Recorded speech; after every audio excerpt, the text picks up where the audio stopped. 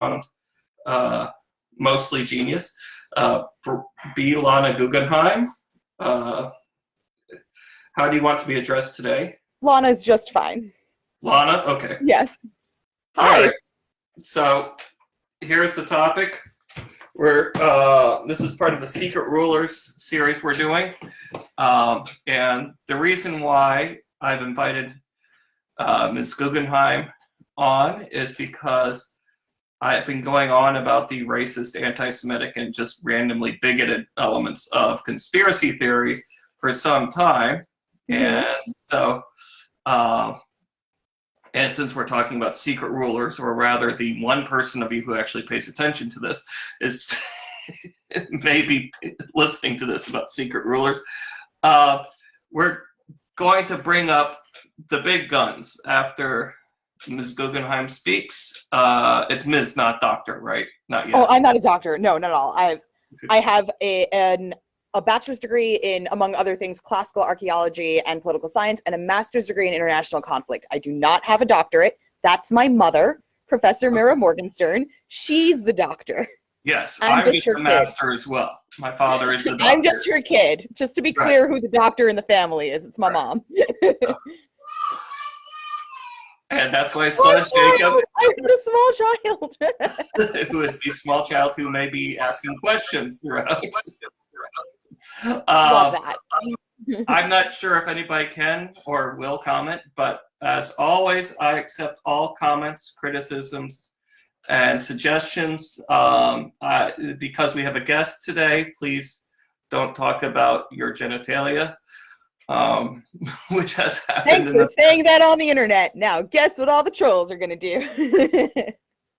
Well, they don't need encouragement. So let's be clear on that. I met Lana at Dragon Con. We were trying to work together to get an alternate history event going, and she put it together and did quite a good job. I hope to speak with her at Dragon Con in the future, although I don't know if that's happening. We're crossing fingers that it'll be safe and we'll reach safe vaccination levels in this country soon. Yes, absolutely. Or at least at Dragon Con. Or at least at Dragon Con. If you want to yell at me in person, I will be at Dragon Con with my wife, who can beat you up, but she probably won't. She's a tiny redhead, and we all know not to scare tiny redheads. They or threaten them. They are vicious. And like I said, I hope we'll see Ms. Guggenheim there as well. So after we discuss conspiracies regarding the Hebraic people, we're going to be discussing Muslims and Catholics, because those are the three big conspiracy theories regarding secret rulers of the world. Although one cult, the Prosperity Gospel, did take control over a major power just, 4 years ago? I would actually argue that the Prosperity Gospel has been malignantly and negatively influencing this country from jump. It's just got. Well, I would agree with that as well. I'm saying that they actually took over. Right. So can't argue with that. Yes. Also, they're not technically Christian because, well, I can get into that later. But I would say that if they meet a certain standard of how a group is defined, both within their own definition and how other people also define them, and there's enough of agreement, they're Christian. They're just bad at what the gospel actually preaches, but they're still Christian. Well, considering the only doctrine they seem to follow is directly for what Satan tempts Jesus to do. I didn't say they were good at it. I mean, it's kind of like the Jew who eats bacon, right? Plenty of Jews eat bacon, but they're still Jewish. They're just eating bacon. But I think there's a big difference between. There's a big moral difference. Yes. I strongly agree with that. So, anyways, I will let you start talking. I do want to talk about some precursors to the Protocols of the Elders of Zion, which is the Dreyfus Affair, which is a big and important thing, which kind of shows the level of paranoia at the time and the level of persecution at the time in major countries. Would you agree with that? Yeah. The Dreyfus Affair was itself, how do I put this? The Dreyfus Affair is the kind of explosive social event that mattered more in the context of the society around it rather than sin qua itself. The issue of the Dreyfus Affair was what society was projecting onto a hated minority more than it ever was about poor Alfred Dreyfus, who didn't actually do anything. No, in fact, it was Esterhazy, the guy who went after him, who was the crook. That's right. And what's also very interesting, and what people are still talking about, is, of course, J'accuse, that somebody else said, this is bullshit, pardon my French, loud enough to stand up, write about it, and get that published everywhere. It didn't help at the time because, he still was convicted and degraded and had his sword broken and all those other horrible things. But this was still written. It was an open letter published by Émile Zola, who had a certain amount of influence himself.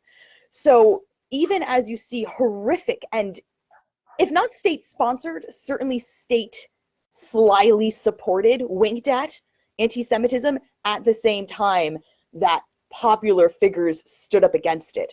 And ultimately, the Dreyfus Affair itself was a truly horrible bellwether of worse that was to come, and ultimately came. Could you run over the basic facts for those who aren't familiar? And pardoning your French is appropriate because the French are notorious anti-Semites on par with Russia. So is everybody. Yeah, but if the Holocaust hadn't started in Germany, it probably would have started in France. It also would have started in Poland. I can get real deep into this. Nobody is a hero here, except for maybe the Albanians. They're cool. So the Dreyfus Affair, to take something very bitter and complex and put it in some sort of elevator pitch. It was a political scandal. It was it occurred in the Third French Republic. So it kicked off in 1894, the very, very end of the 19th century, and it only actually wrapped up in 1906. It's still referred to as l'affaire. It's the affair, and now it stands for structural injustice in the French in the French Republic now. It, of course, was a huge miscarriage of justice in that an innocent man was falsely accused and suffered. But it is also notable specifically, as far as we're talking about here, for anti-Semitism.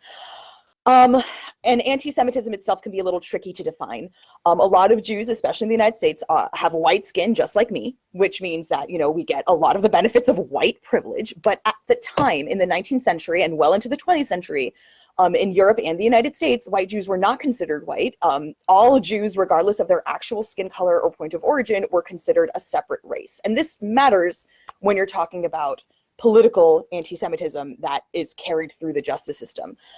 Anti-Semitism functions itself as a conspiracy theory. Especially in the United States, we're very used to talking about bigotry as, something very rank and ugly and very obvious. Like, people using racist slurs is very obvious that they look down on you. But the way anti-Semitism functions is as a release valve, which is what conspiracy theories function as well. The role of conspiracy theory is to allay confusion in the listener. The role of the conspiracy theory is to explain something that is big, large, complicated, and scary, and put it in a way that you can understand.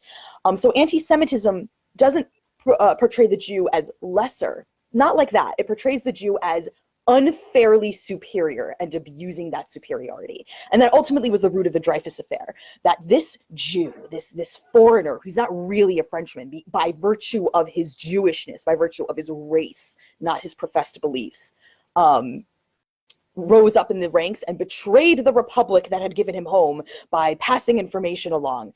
And he's guilty of espionage, and ultimately, the actual person who did pass on, hi child, ultimately the person who really was guilty of espionage was a French army major by the name of Ferdinand Esterhazy.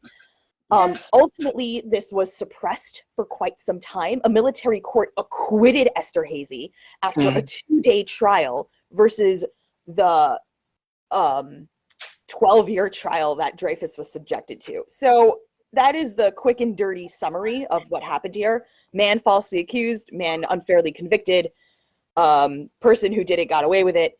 Only in 1906, so like the whole affair itself, not the trial itself, the whole affair lasted that 12-year period. In 1906, Dreyfus was exonerated and reinstated in the French army, and he also served during World War I. He died in 1935, I believe, of old age. I can look this up really fast, but this whole affair ended up bitterly dividing French society. You'll find that conspiracy theories, anti-Semitism among them, continues to divide society today. So this is all well before the Holocaust. This is all well before World War II. So things definitely got worse before they got better.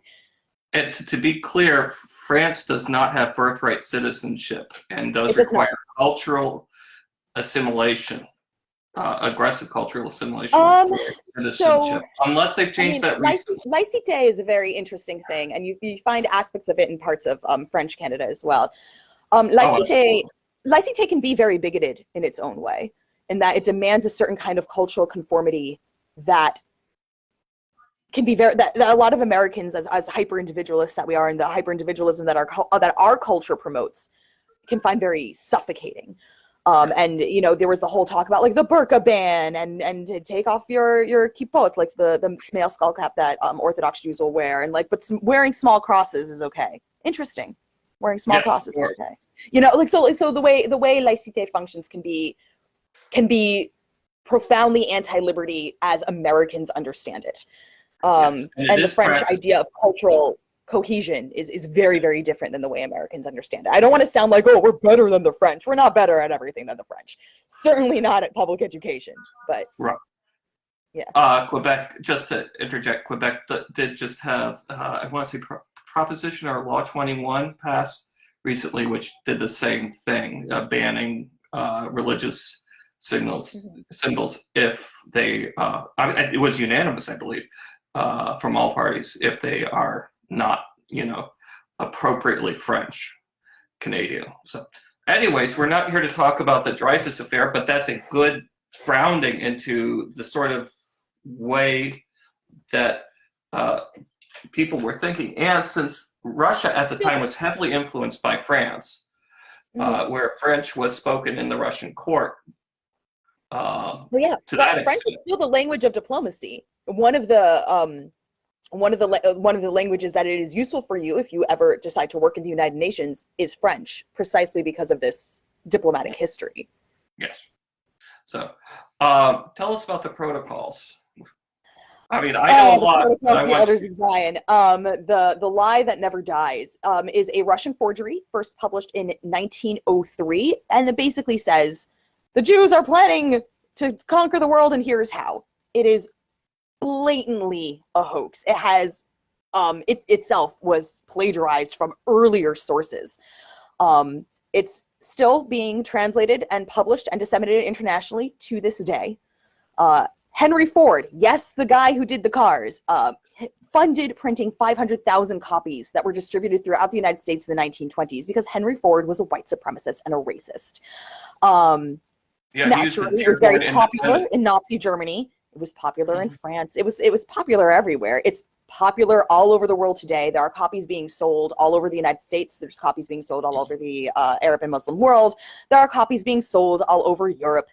And it is blatantly a forgery. And it doesn't matter. And the reason it doesn't matter is the same reason that people don't care that vaccines do not cause autism. The point isn't whether or not that it's true. The point is that it addresses biases that people want to think are true. And those biases are serving some sort of emotional succor. It's serving some sort of emotional need. And that's often very complex and hard to address. And some people make bad choices about how they choose to address their psychological needs, such as engaging in white supremacy and racism. Yes. Yes. I want to mention Will Eisner has an excellent graphic novel about this called The Plot. I highly recommend it to people who are interested in this topic. So, what was the general purpose of this? And I believe it was the Okhrana, with the Russian Secret Service, which later basically ended up with very little change becoming the Secret Service in the Soviet state. Although, you know, the names at the top changed, but the behavior didn't really. Right. I mean, the real question is like, what is the purpose of anti-Semitism in society? Is that's the purpose of anti-Semitism here for the Protocols of the Elders of Zion as well, and which is that Jews are a very convenient scapegoat as a permanent other, religiously, ethnically, sometimes racially, depending on how you draw the lines of who counts as quote unquote really white or whatever. Right. This is right before or right during the some really awful anti-Jewish pogroms in what was then the Russian Empire. And that drove a lot of Jews out of their shtetls, out of their homes, out of their communities. And when you're talking about 19th and early 20th century Russian Jewish migration into other parts of Europe and to the United States, you're talking about refugees from these pogroms. And there's also like the political background of what was going on in Russia, Poland, and Europe in general. At the time that what is known as the Pale of Settlement, that part of Poland, Russia, Ukraine, had the largest concentration of Jews. It was the cradle of Jewish civilization in Europe. There were Jews everywhere else as well, but like this is very well known and well preserved in our cultural history as well. And there was a certain amount of semi-autonomy in that, like they most like when you're talking about Jews who live in shtetls, they're mostly kept to themselves and ruled themselves, and they were beholden to the laws of the land. They were beholden to the laws of the empire. But when you're talking about like, oh, how do we take care of the mikvah, the ritual bath, who is performing marriage ceremonies, who takes care of the dead, that was handled by themselves. Like that was handled internally. It wasn't a problem for anything else because it was handled in the community. But that makes some people upset. And some Jews decided to become more secular. By the time you were in the 18th century, you had the Haskalah, the Enlightenment. So some Jews tried to leave religion behind and assimilate into the cultures that surrounded them. And in some cases they were accepted, but in some cases they were not.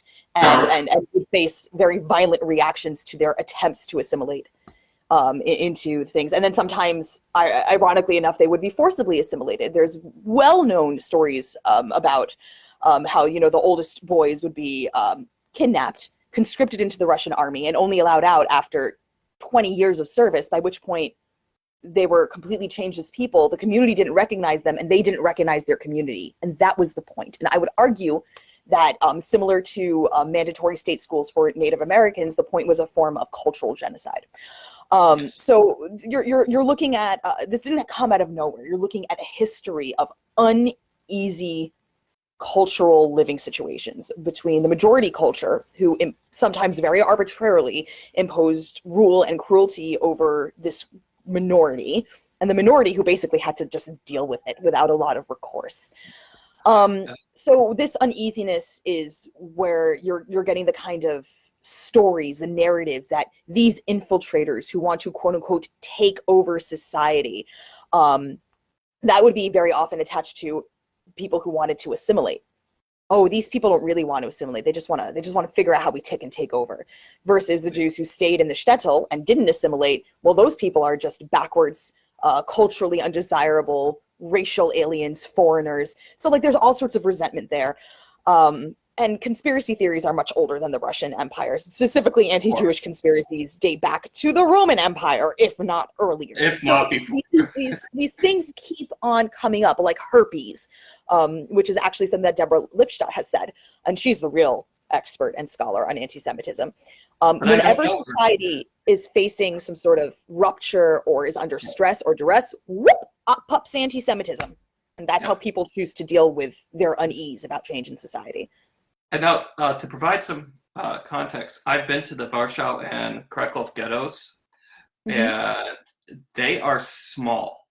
They are not large. They're just a few blocks, and that's where your people were shunted, is into these very small, extremely dense settlements. So it makes sense that, you know, people would want to leave because, frankly, there simply wasn't really room, you know, in a lot of ways. And another thing to remember is that these territories were under Prussian, Russian, and Austrian control at the time. that these things were done. Poland didn't exist from the mid-1700s. No, I mean, people spoke Polish. The Polish people Right. clearly existed, but in terms of the subjugation of the Polish people, which is itself its own very fraught and terrible history, Yes. yeah, they were not independent as a state or kingdom in any So, I form mean, at this specific point in time. so some of these ghettos that were in Polish territory were also the ones that were being talked about by the people who were against, who were writing this sort of doggerel. Yeah, and this doggerel, for just to clarify, it wasn't only proven fake in 1964 or whatever. This was published in 1903. Already in the 1920s, people knew it was a fake. People knew it was fraudulent. They had People knew it was they fraudulent figured almost it out. immediately. Yeah, they figured it out. Like, it was well known by anybody who cared to find out in 30 seconds or less. Like, anybody could tell you that this was a forgery. It was already proven to be fraudulent 100 years ago. And yet it's still being published and distributed today because anti-Semitism, like other forms of bigotry and conspiracy theory, serve a social need for the worst impulses of society. They provide a narrative context, which is crucial to a lot of people's understanding. Well, everybody's understanding of the world, but in this case, it's a pernicious narrative context. Correct. And not just pernicious, factually incorrect. Well, most narrative contexts are inherently factually incorrect. Right, but in terms of the Jews want to take over the world, listen. If this book was real and it was published in 1903, don't you think we would have done a better job by now? Well, if you know, except for the diligence of the Russian then Soviet states and the Germans and yeah, Henry let me get Ford Putin on the horn. Let me get Putin on the horn and see what he feels about that. Yeah. All these people are so strongly fighting this horrible intrusion. A good fight. I want to say that I would love to be an associate member of the Zionist Occupation Government. I am still waiting for my Zionist occupied global bank check. For people who supposedly control financial institutions, my student loans are ridiculous, and I need to talk to somebody about it. You went to private school. That's your mistake. I went to public college, Okay. actually. Yeah, no, I made a financially London. sound decision. Well, my student loans are from my graduate school. I don't have them for college, but I still have student loans. So, So, anyways, yes. So, if you could put me on the list of crypto Catholics, I guess. I don't know. you know, for all the people who say that Catholics are secretly Jews or that Jews are secretly Shia or Shia are secretly Jews, like, we're not doing anybody any favors. Someone's going to get on Reddit and be like, see, they lifted the lid on it. And we're just going to be like, wow, you have two brain cells. No. First off, you Catholics have two brain cells. secretly Satanist. And second, someone would actually, oh, look, we actually have a viewer. Oh, I have a viewer. There we go. I just had to insult Reddit and somebody popped on. Sorry, Reddit. I love some of you. I'm a FARC man myself. But anyways, by the way, this is not a secret conspiracy symbol. This is a favor from a friend who made it for my participation in a song contest. But if you want to pretend that it's about Atlantis, I give you permission. Okay, let's because you know Aquaman. So, like, definitely because I know Aquaman. I was just like, oh, I had the perfect setup for that joke. I was just like, conspiracy. And now we lost the viewer. Anyways, so let's get more into the longer term effects. Has this been modified over time, or is it still the same nonsense the Russians were pushing? I mean, it's definitely been modified and translated, and I do want to offer the opinion that any form of translation is going to be a form of interpretation. There's no way around it. Like, there are always going to be word and grammar choices because nothing ever translates directly. So I will say that. And there's been like all sorts of edifications and notifications, and the book itself is pretty vague, which is why it allows people to confirm their own biases and feel like they're supported emotionally when obviously, factually, there's nothing going on here. But yeah, there's multiple editions. There's obviously the first Russian language edition. There's multiple editions, and afterwards, this was part of the Red Scare because of how it came from Russia to the West, and that was back in the 20s as well. Multiple English language imprints. Yes. Yeah, there's And all sorts of and like all sorts of commentary. Like people post it with commentary as well, and and God knows got a lot of play during World War II, including Axis aligned countries in the Middle East, where it's still rollicking around. I want to be very careful in my language here. I am not calling members of any of these countries all Nazis, quote unquote. I will say that due to previous governments' alliances, certain bits of culture got exchanged, and it wasn't always the greatest bits of culture that we were exchanged, That's like correct. bigotry. So yes, and there, in a lot of cases, like the Ukraine, there were legitimate reasons to oppose.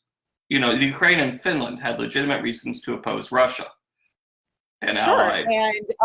And plenty of countries in the Middle East were not keen on supporting their colonizers. But that doesn't mean that there weren't Nazi-inspired pogroms in the Middle East, or that there wasn't Nazi literature floating around in translation in the Middle East, and it's still there. The 1988 Charter of Hamas, which is still ruling Gaza, I just wanted to make clear that there were other political considerations than anti-Semitism. Yes. I totally agree with that. But like the fallout of that is complex. Exactly. The fallout is complex. The fallout is very complex. And by the way, for the record, Hamas still stinks, but they no longer have direct references to the protocols of the elders of Zion in their charter. Genocide, yes, but protocols, no. So baby steps, I guess. It's in the Apocrypha. It's in the Apocrypha. That's cute. Okay. So now this has been used to motivate terrorists, and I mean, we just saw an attempted coup in our country. Jews will not replace us in Charlottesville? That's classic. Or 6 million wasn't enough. Oh yeah, well that's got to be my favorite one. Yeah, in the Trump supporter coup. God, yeah, no, that was real special. The protocols aren't the end all and be all of anti-Semitism. No. But it did help. I don't want to say codify. It did help boil down some of the conspiracy-related ideas that are constantly used to support and regurgitate anti-Semitism, and it's still being used to do that. So somebody wearing the shirt 6 million wasn't enough. It doesn't necessarily need to be fluent or even have read the Protocols of the Elders of Zion, because it doesn't matter. These ideas are very much in the water. Once you're in deep enough into any sort of conspiracy theory, but theater is accurate too.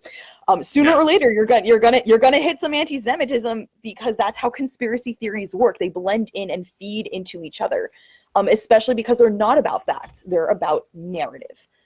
And it's once facts no longer matter, it's all about the narrative that supports your internal biases. Exactly, and one wonderful example you brought up, the Red Scare. The communist Jews, for some reason, because Trotsky. But if you look at the history of I am hearing Judaism friends of under mine. Communism.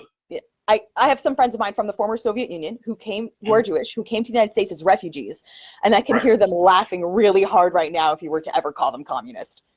Exactly. They would think that is the most offensive, ridiculous, and funniest thing that they've ever heard describe them. Yes, exactly. So I mean, this is, but it fit the narrative of these are our enemies and these are the other, and therefore these are the convenient scapegoat we can project the ills of society upon. Exactly. Yeah. Exactly. And that's unfortunately been the case for your ethnicity. For what? For Muslims and Arabs and Sikhs and anybody brown, especially after 9/11. Or Catholics. No, I mean, like, historically, this goes back. Oh yeah. No, this is if I have to recommend one book, one and only one, to read about anti-Semitism, I would recommend a book called Anti-Judaism: The Western Tradition. Okay. You can probably find a copy on Amazon used for like $5 to $10. By Nuremberg, I think. Me and names, we're not that great. Blame the ADHD. But if you just Google that book, Anti-Judaism: The Western Tradition, it will pop right up.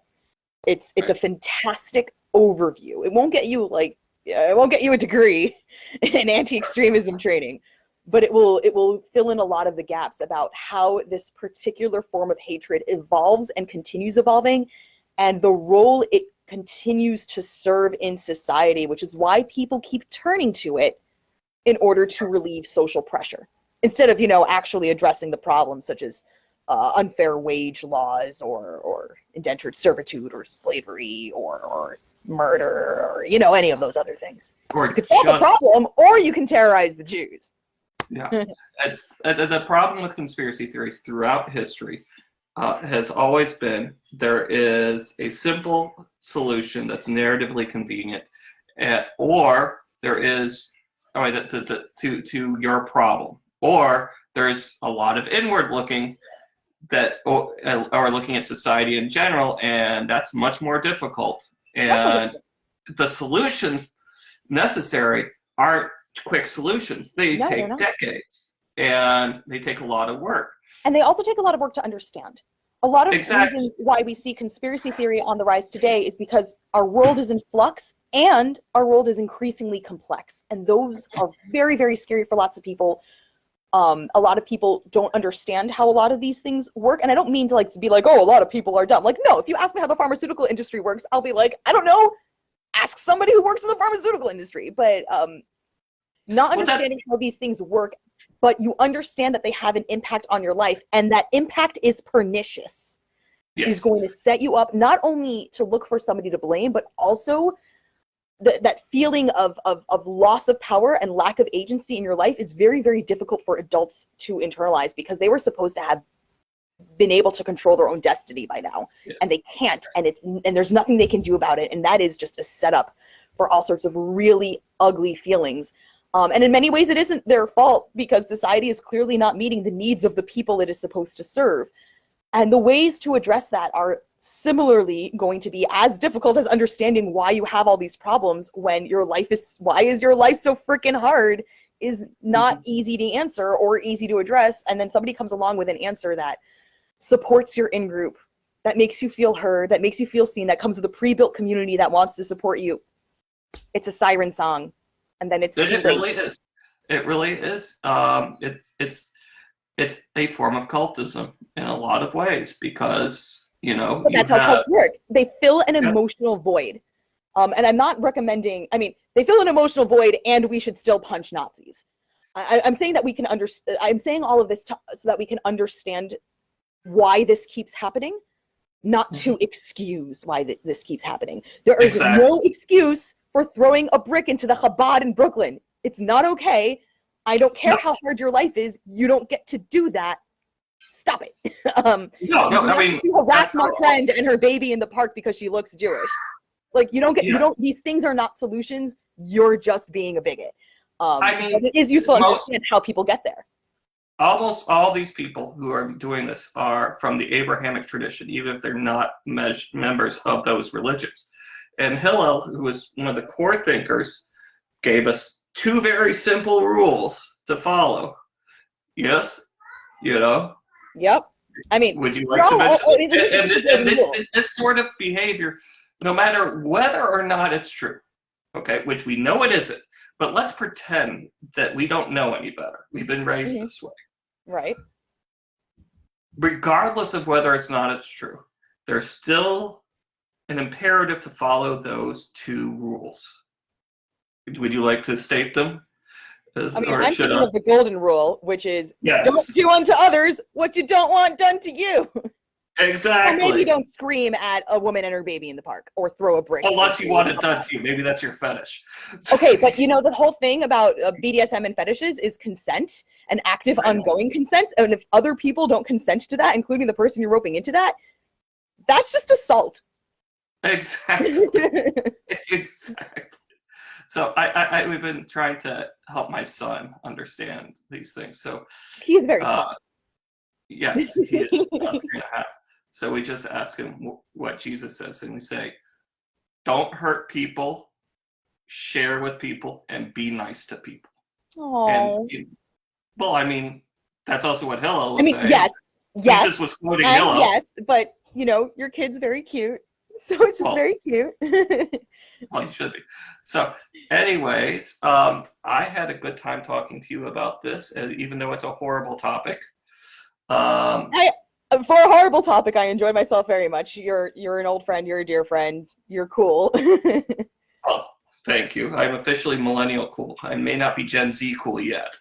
I don't know that any of us are ever going to be Gen Z cool. Like, I don't think that's ever going to happen. We are both way too old for that. Like, the kids have taken over. Let them run the farm. Let's just like retire out back and let them handle it. They know what they're about. Yes. And that's why I follow the Jesuit rule of give me the child, you can have the man. Oh, God. But anyways. If you'd be welcome back whenever you want. Do you have anything you would like to plug to the 6 people who eventually will watch this in 10 years? You can find me on Twitter. I'm almost never on Twitter, even though I'm a writer. That's it. Just at Lana Guggenheim. I'm not really running any very large projects right now. I'm part of a medieval society, so I do lots of singing there, but I'm not doing anything particularly bigotry related. I occasionally journalist about it, and I'll write about it, and you can find that in the Forward and other publications. But I'm not running a podcast. Sorry, guys. But you are frequently at the Renaissance fairs. Which ones are? Oh, no. I worked for the Renaissance Fair in 2015. That was some time ago. Oh, okay. I thought you attended.